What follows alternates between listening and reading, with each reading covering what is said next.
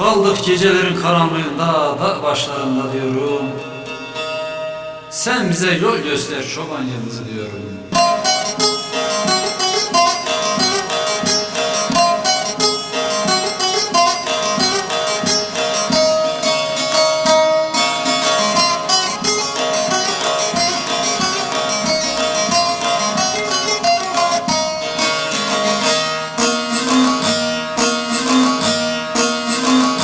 Hasretine yana yana, bu can kurban olsun sana.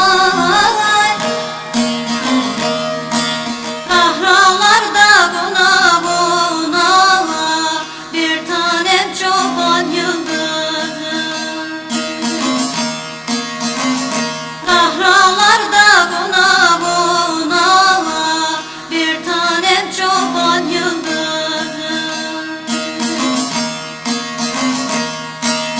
Yavrum sabah tez olacak, umudum çoban yıldızı. Ah yarın var bizim olacak, yarın var çoban yıldızı.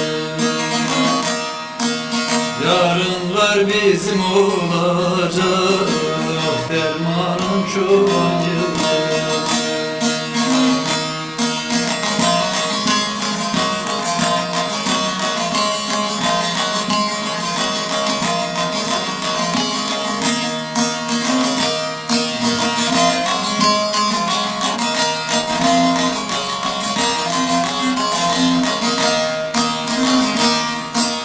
Geceler karanlık ıssız, şavkun sen çoban yıldızı.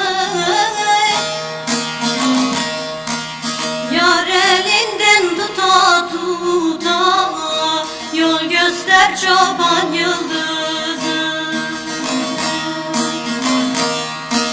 Yar elinden tuta tuta, yol göster çoban yıldızı.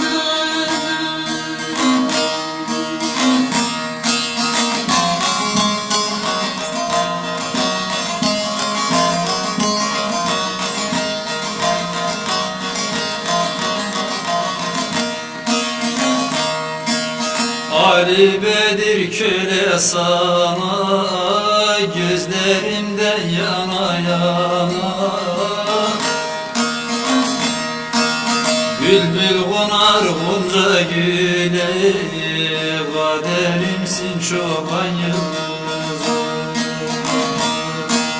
Bülbül konar gonca güle, kaderim sen çoban yıldızı.